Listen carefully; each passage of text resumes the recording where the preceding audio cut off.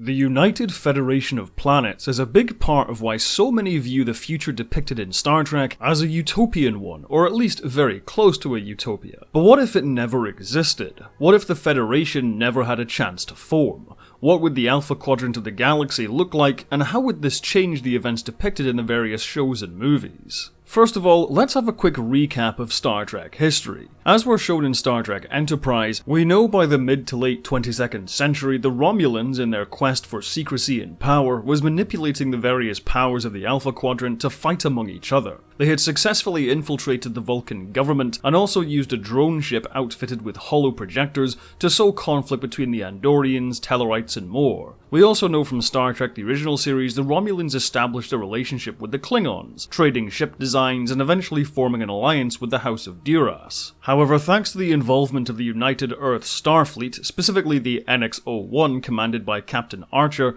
much of these plans were discovered. It was the Enterprise crew who helped the Cyranites reform the Vulcan government and expose the drone vessel which was framing various races for certain attacks. This constant interference with the Romulan plans would soon make Earth a top priority for the Empire, and after the formation of a coalition of planets, at some point the Romulans decided enough was enough and attacked Earth directly. Now, while there isn't any canon show or movie depicting this war, there are a few things we can infer based on what's said in the original series episode Balance of Terror. Rather than the epic clashes between fleets we would later see in the Dominion War, the Earth-Romulan War was characterized as submarine warfare. The Romulans, still wanting to maintain their secrecy, were never seen in person or over communications. This would have been an ugly, brutal conflict, with the Romulans no doubt using their cloaking devices to stage hit-and-run attacks, and other methods to cripple Starfleet supplies and demoralize Earth's government.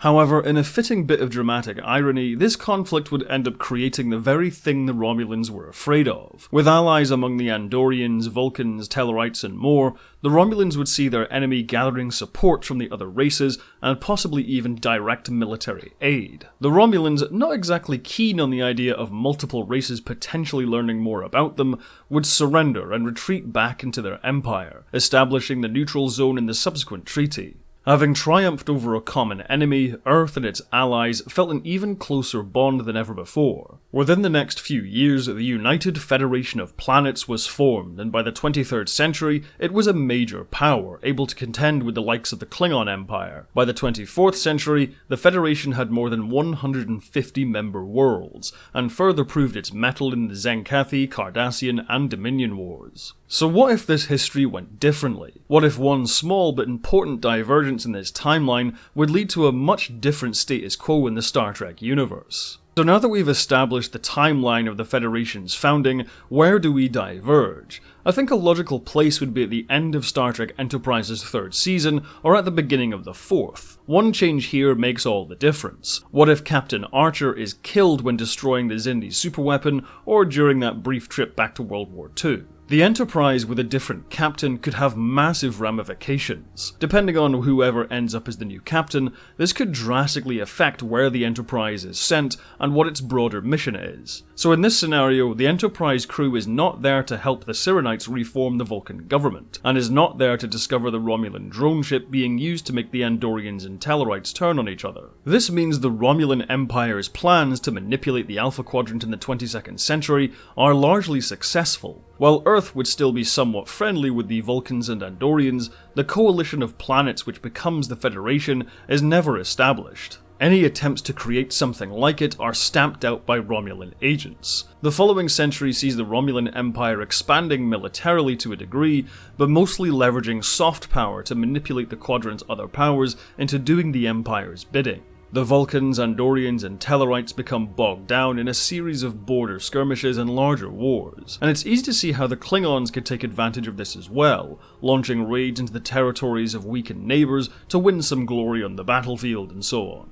It may even be possible for the Romulans to form an alliance with one of the Klingon houses, like they did with the Duras much later. The Romulans, though wielding a powerful military of their own, would likely prefer to use the Klingons to do their fighting for them. Earth, meanwhile, doesn't become a fascist xenophobic empire like we see in the Mirror Universe, but it is more militarized. With seemingly endless waging wars on their doorstep, Starfleet would shift its fleet doctrine to be more about protecting its colonies from possible attack. This hesitancy to venture further out and or get involved in the various wars could even lead groups like Terra Prime gaining mainstream support. Again, I don't think Earth would automatically become some dystopian nightmare, but culturally humans would be a little less accepting of aliens. In the 23rd century, rather than the Federation establishing itself as a real power in the quadrant, instead it's the Romulans sowing conflict between the various factions, and the Klingons doing what Klingons do best. The 24th century, however, is a much different story because of the Borg. Due to the events of Star Trek Next Generation's Neutral Zone and Star Trek Voyager's Raven, we know the Borg were already making incursions into the Alpha Quadrant long before the official first contact in Q Who. And as we know from the Best of Both Worlds, at some point the Borg would launch an invasion of the Alpha Quadrant. And this is where things get tricky. In the Prime timeline, the Borg invasion is only stopped thanks to the efforts of the USS Enterprise under Captain Picard and Commander Riker. With no Federation and a more isolated Earth in this new timeline,